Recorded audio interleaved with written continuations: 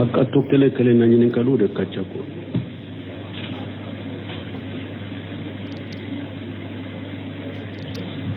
donc nin ko de ko lu be pomteri de fere nulu ye borota nu nana naye nu ya bo uba bo ka data balika uba tomode ka kumbaba ubo ube misheman bila duguma ka kumbaba bila sanfe meni nana uba fo abe nyagamiro be chogodi obe be jamfa inde kono pomiteri ni bore awa ato a chogola parce que kumbaba bila kunye munye sanfe ore be kila yin sama kana shisa ale ba ti atemina pomiteri mbe yin kumbaba inde ale nana doro jam kumbaba nye sanfe ta undoronde ako abe nyagambi ka damade wala aye pomiteri nana chogome aya to a chogola kumbaba ni misema wa nyagambi la chogola me kadamana tomo ka kumbaba bila sanfe ka fo ni mugo min nana aba fo be nyagambi de o yede ni mugo min ko be kumbaba doronta akacha ka fo to de aba fo be nyagambi me ni mugo min mo fo akacha dugumala ni misema de beta kadama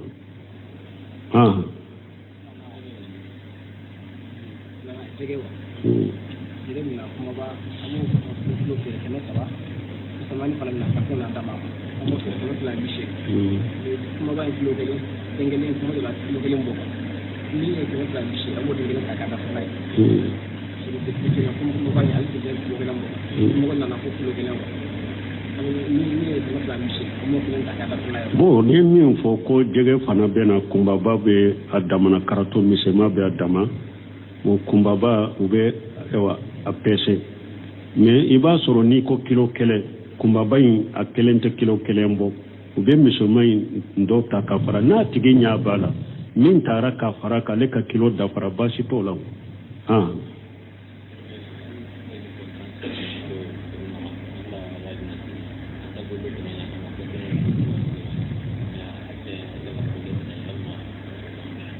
bo koni mugo mi eni eyo kontara sebe ini mugo doche ko ibe bara kafe abe kontara sarati kono eko ete bara ke yorowere ibe ale ka bara indronde ke ete bara ke yorowere kontara bina che etara bara dayele yorowere oye jamfande iya tigi jamfa oye jamfande ngalonde otebbe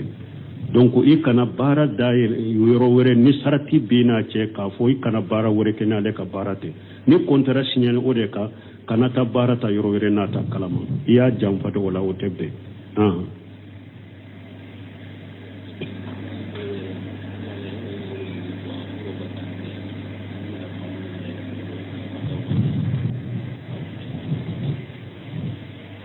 koni mo mi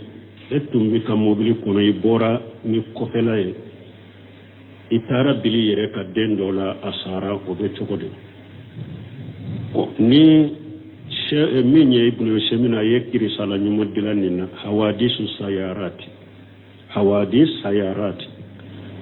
sauda yere ka jamia kerekelero ndola yere ube risala inkaraye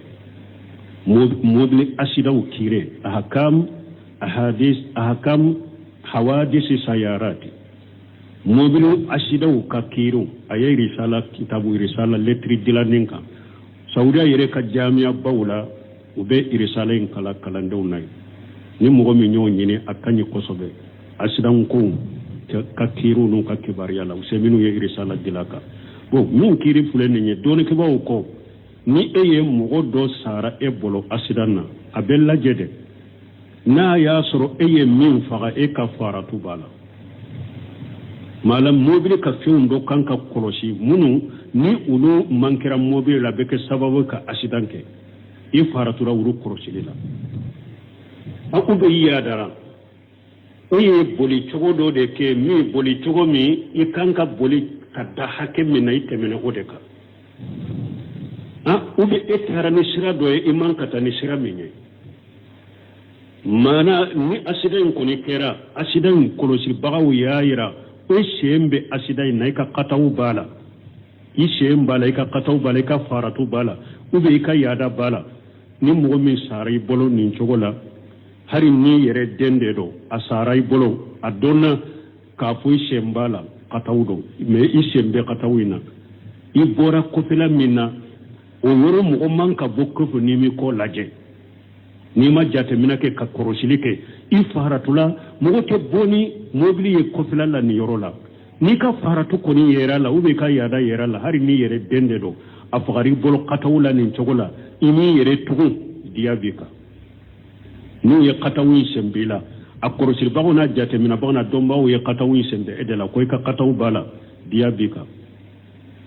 ibe denka dia abika me kataw dia e fa den fa ye eminye ka kabila mogo de be fara nyogon ka dia imbo ika demmi sara ni esenta la ka chenta ba to munumbe be dia intila me eminya fa esente dia ina dia be bo me ika kabila mogo de be dia imbo ka di den ka cheta ba ma ni nye foloy fulana sumbi ka kapara bini alache ibe jonka horo ya kurite sisa ibe kalo su ni be se kasu ibe kalo fula su kutu nyogona we da nya fo chugo me ni katawu sembera edela nuko ka katawu bala me nuko a min fa chugo min fule ni nye mogo si she kote nina mogo munumbo obara sugula uya sige na laje kalaje uko ino shite nina nin ko ni ala la tigede sino e kan no shite nina fo itika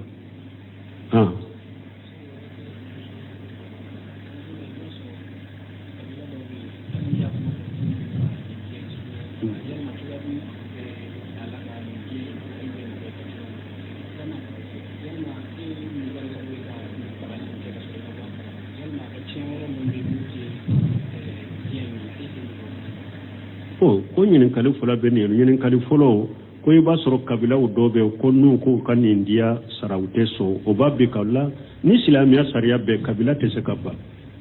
ni ya o bena silamiya sariya ni qadu ni kiri do te ni silamiya sariya be ewa kabila ba bode ambe mun fo yoro de la mais ni kabila banna ka bon min bena neto do ala silamiya sariya ko ala akhila abe kabila mo de ka ambu o de fodro mais ni kabila banna ya kabila banna sariya de te ube ewa sariya tugu de ma wajibi ni sariya tugu ya wajibu ka ni banna hari ni bete ka wotoro de fere ka boy bolo beta boy bolo wala donc kabila de ba bo ambe sinso yoro ka kabila de be katawu diabo abe kabila de ka sura kacha ni kabila hari ni do banna do babo hari awu nyere fitin ramaw ado tumbeke parce que alhamdulillah nyere ka choko bawde tunye o ko sugu kiritige bagawye mugo doye mugo do kam misi faga ako aka kam misi sara o ya bila kabila ko a wakatu kanto demisena na mba nyere kala mo ba bila kabila ka an ka karasa aye karasa kam misi faga ako ama jako ko aka misi wure ninye ko aka sara o ba bila kabila ka munu mbali ko yara mugo kelen kan ni sara o ba sara ya sara e wa kiritige la ma wajibu ka yere wala alal akhilan kabila de babo bo ako awa fulana bo ni alemin fagara e bolote ni sente akadia chiela akachien to isembola wa don kama bella jelire ke o yorola mana do ko ni yi kachi tabaga faga e kachi tabaga faga ri bolo ete do chiela to me nyebulo seminu ye aye e wa farampancha ke ni yorola akoni mo me nya chi tabaga faga dere law soro lambolo taman se soro lambolo aya tieta way wori tigide aya dawa kama ka faga pour aka wori nde ta ko fe chiala ambe ni sarani aka la nyine tanade alete do aka chiala me akona ya soro ikache tabaga fagara ibolo katawdela e ma dawa kama katawdedo so no makira tamase site ko afa kunye e bolo pour ika kanna fulo de ta ko fe akoy be do aka chiala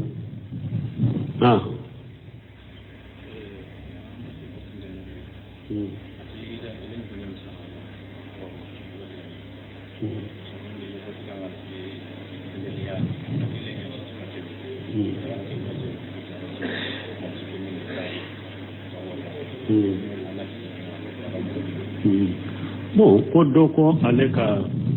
dem fitini binka bo bana de bala o do ko lahiya be sirini juruminye ko na ya o de jila ko den kam ube ko aka kona yede ko den ko me ko abe kanaya Allahu alam ntennindo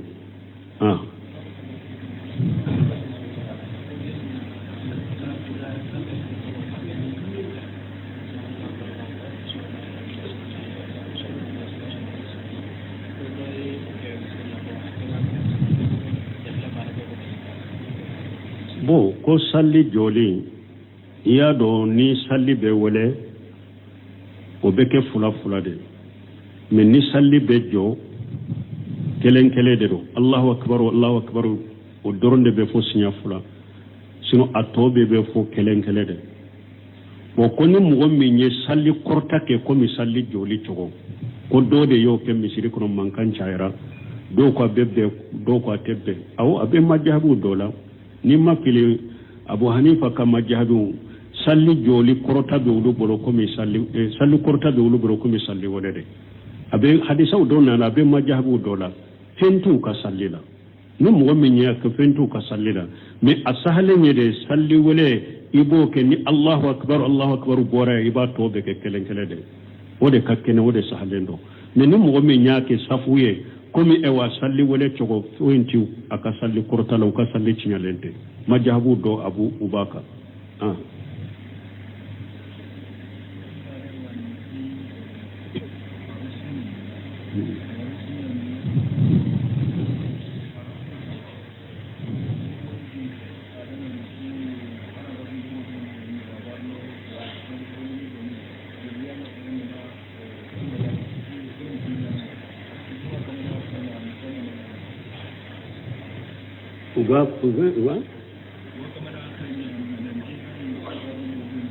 ko dole do adonna sunna kuna donne sunna kuna be komi mo mununte sunna fe o bake kadegu parce que ni munun fora e ko nonu nye bidiya ye na le ba yere ko suma aba fu ni nye bidiya te so ko ke o bake kadegu ka toro ko hari mobili munu ibe do ulu kono ku be ye bidiya ko be mun fo ola bon nin tigu te fende kalama a jahili de do bidiya be dina ko de la melladana ko ani finu ni jiya nemo bidiya te wurula bidiya be bato de la dina ko bidiya be o de la ciden ko dina ko de la man ahdasa fi amrina haja ma laysa min fa huwa radd akon ka dina min fulani ni mo min ko kura dola min tala be sagima man amila amala laysa alayhi amruna fa huwa radd na togo dola ni mo yo barake min dina la bara min ne cide min nyama ya abe ni nyamra na ya be sagima bidiya be bato de kono melladana ko bidiya te ulu kono hari ayaw yo faranfansiya qur'ana kuna ala ko al yawma akmaltu lakum dinakum arafa do ciden ka hijula ba ko binye aka dina dafawiye ala ko dina de dafara ciden ko tilela ciden ni sebon ni tabino tilela ni nunu ma fengo fenke dina e nunu na ninja makuru saba wote dina dafara metnome ala ye dina kan nema ujate ako o yakhluqu ma la ta'lamun akon bena dina nema wala bena feunda hari biawte mundo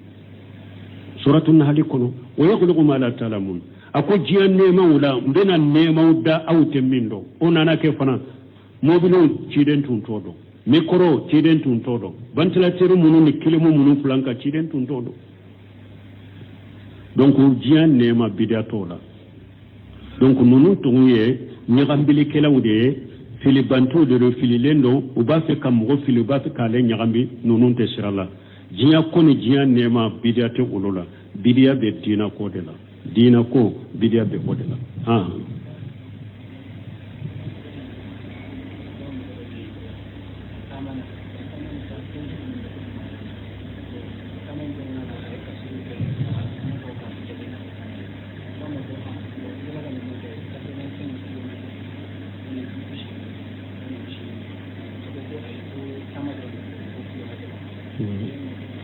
bo ko doye tamara kilo tani duro ayode tama ko alaye dobo salila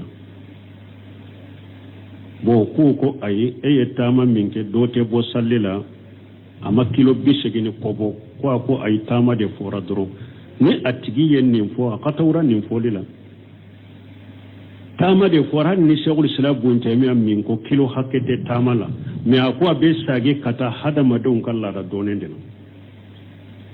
abe sagi ka tada madon kala ta donene ma do ko har ni tama ni kilo hakema fo tama min ni be sure fana ta nofe ibi kam minan shiri ka sure fana ta nofe o ye tama mina sirite min na sore fana te ta no fe o te tamay do ya fonnen chola mais c'est cela bon temi ko abe sagi kata hadama don kala dawma ni hadama don bolom be min jate tamaye ni o tama ibe dobo sallila hadama don kala dawla o te min jate tamaye o te jate tamaye misali ya ne katiye joli kilo joli ha ko do ko kilo tani duru ya ne kati an kalla dawla ni mo min tara kati kana tama dowa tamate ni ye dobo sallila wala ewa iye salli min qasare wala sarade tama min fora ko do ka bo sallila la ninte hari ni ewa an ka kilo tigu ta wala la da ko ne be yoro mi be yo fun min jate tamaye ibe dobo salli odela ite yoro min jate tamaye dote bo sallila mo kanindo tama bete fanaw madina kan ko dugure wa dugumi senu tumbe madina ubena juma salli ci dem fe wulu tumbe dobo salli la dewa ni atigi ya ko fana ko tama de fora doro ni tara seno kana ni tara seno ina bo salli dobo salli la ko tama ko akema fo ni nyakata wa tigi bolo quoi donc ni kuma fora ayaw ne hadisawla an yode fo mo shi kana fo ko ni islamiya dina kire e ba tigi ni yede ka hakli nay ibe dilo doni ke bawde la munun temena inye shebon yin nono famu cogomi ayaw famu cogomi tama nono famu cogomi tabi nan uyen ni hadisa munun nana koy ka dobo ta ni tamara ka dobo sallila shebon yin famu cogomi tabi nan yin samu cogomi tabi nan yin famu cogomi ani aya munun nana fuiku famu o cogodela fuiku famu o cogodela e kana foki bi ka damana famu do ayala ube kana foki bi ka damana famu do hadisawla donc doni ke baka sahalo nye abdila minna pour ka konfil lafiya mo munu makala ko lafiya tama min ni be dobo sallila kilo bisagi ube min be kilo bisagi kakata allajnatu daima li bosili me wali fitai tuma min sigira ni masailaka uyenni hakke min sigi kilo bisagi min bo kakata ni yo tama dobo sallila ni tama min to bo kana dobo sallila awa ni sagira kata shekul sila bunte mi haklinama ibe jamana min kono o jamana ka mugo munun be fen kalama unyininka ni yoro masina tali kana ba jate tamayewa ibe dobo sallila ni yoro masina tali na sagila be jate tamayewa no ate jate tamaye ite dobo sallila mais doni kama ko nan kon kam mugo sali shekul sila bunte mi min fotte mugo ye haklina kelenya ko lawa kun fin hakili aywa kalambali te siga lafiya walaw ni ebe ta yoro mi fon kam mugo de nyininka yala min be jate tamay bo do be sika fu be jate tamay do be sika fu ne yere ko ne fenne ta jate tamay ete to kono na fili lawa wodi atol lezenatu daima li bosili me ya bila kilo bisegi min bo sanfe kata ni o tama dobo sallila ni tama mo bo kana dobo sallila subhanakallahumma rabbana bihamdika ashhadu an la ilaha illa anta astaghfiruka wa atubu ilayk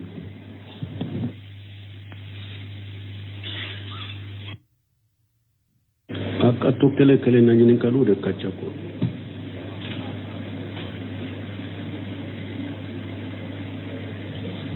donc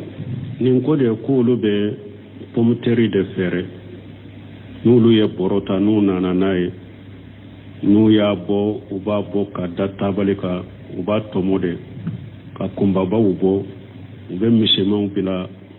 duguma ka kumba ba bila sanfe meni nana uba fo abe nyagamido be chogode obe be jamfa inde kono pomteri ni borei awa ato a chogola parce que kumba ba bila kunye munye sanfe ore be kila yin sama kana shisa ale ba jate mina pomteri mbe nin kumba ba inde ale nana doro jam kumba banye sanfe tawun doronde ako abe nyagambi ka damade wala aye pomteri nana chogome aya to a chogola kumba bani misema wa nyagambi la chogola me kadamana tomo ka kumba bo bila sanfe ka fo ni mugo min nana aba fo be nyagambi de o yede ni mugo min ko abe kumba bo doronta akacha ka fo to de aba fo abe nyagambi me ni mugo min mo fo akacha dugumala ni misema de beta kadama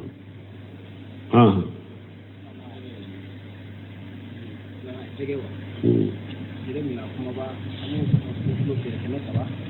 sama ni fana na kato na dama amu fere kene fila bishe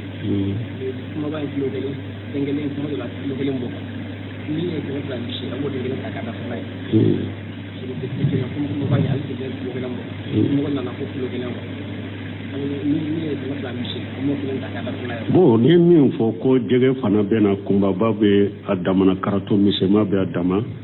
o kunbaba u bɛ a pɛsɛ mais i b'a sɔrɔ n'i ko kilo kɛlɛ kunbaba in a kelen tɛ kilo kelen bɔ u bɛ misɛnma in dɔw ta ka fara n'a tigi ɲɛ b'a la min taara ka fara k'ale ka kilo dafara baasi t'o la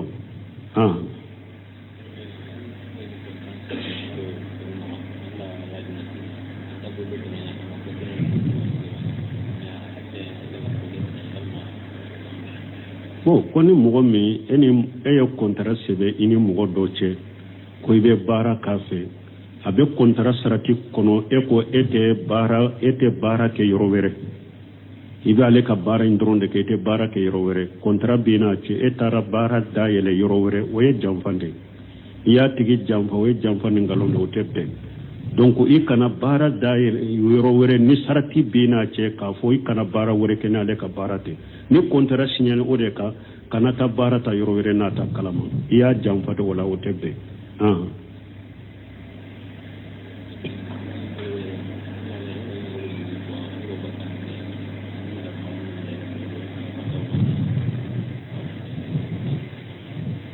bon ko ni mɔgɔ min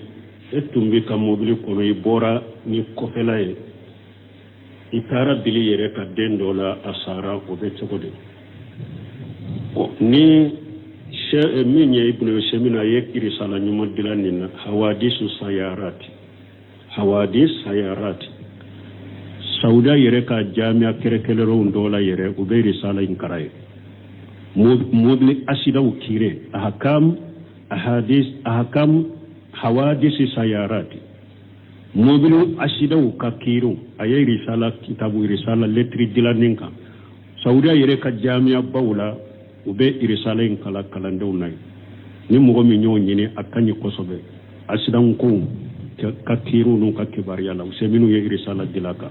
bon min kiiri filɛ nin ye dɔɔnikibaw kɔ ni e ye mɔgɔ dɔ sara e bolo asidan na a bɛ lajɛ dɛ n'a y'a sɔrɔ e ye min faga e ka faratu b'a la maala mobili ka fɛnw dɔ kan ka kɔlɔsi minnu ni olu man kɛra mobili la a bɛ kɛ sababu ka asidan kɛ i faratura olu kɔlɔsili la aw bɛ yaadara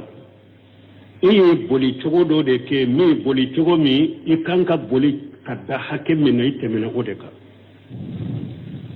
ou bien e taara ni sira dɔ ye i man ka taa ni sira min ye maana ni asida in kɔni kɛra asida in kɔlɔsibagaw y'a yira o sen bɛ asida in na i ka kataw b'a la i sen b'a la i ka kataw b'a la i ka faratu b'a la ou bien i ka yaada b'a la ni mɔgɔ min sara i bolo nin cogo la hari ni yɛrɛ den de don a sara i bolo a dɔnna k'a fɔ i sen b'a la kataw don mais i sen bɛ kataw in na i bɔra kɔfɛla min na o yɔrɔ mɔgɔ man ka bɔ kɔfɛ n'i mi kɔ lajɛ n'i ma jateminɛ kɛ ka kɔrɔsili kɛ i faratula mɔgɔ tɛ bɔ ni mobili ye kɔfɛla la nin yɔrɔ la n'i ka faratu kɔni yɛrɛ la ou bien ka yaada yɛrɛ la hari n'i yɛrɛ den de don a fagara i bolo kataw la nin cogo la i m'i yɛrɛ tugun diya b'i kan n'u ye kataw in sen b'i la a kɔrɔsilibagaw n'a jateminɛbagaw n'a dɔnbagaw ye kataw in sen bɛ e de la ko i ka kataw b'a la diya b'i kan i bɛ den ka diya a b'i kan mais kataw diya den fa ye e min ye i ka kabila mɔgɔw de bɛ fara ɲɔgɔn kan ka diya in bɔ i ka den min sara ni e sen t'a la ka tiɲɛ tabaga tɔ minnu bɛ u bɛ diya in tila mais e min y'a faga e sen tɛ diya in na diya bɛ bɔ mais i ka kabila mɔgɔw de bɛ diya in bɔ k'a di den ka tiɲɛ tabagaw ma nin ye fɔlɔ ye filanan sun b'i ka kafara b'i ni ala cɛ i bɛ jɔn ka hɔrɔnya kɔrɔ tɛ sisan i bɛ kalo sun n'i bɛ se ka sun i bɛ kalo fila sun k'u tugu ɲɔgɔn na o ye da n y'a fɔ cogo min ni kataw sɛnbɛra e de la n'u ko i ka kataw b'a la mais n'u ko nin faga cogo min filɛ nin ye mɔgɔ si sɛko tɛ nin na mɔgɔ minnu b'o baara sugu la u y'a sɛgɛsɛgɛ na lajɛ ka lajɛ u ko i nɔsi tɛ nin na nin kɔni y'ala latigɛ dɛ sinon e ka nɔsi tɛ nin na foyi t'i kan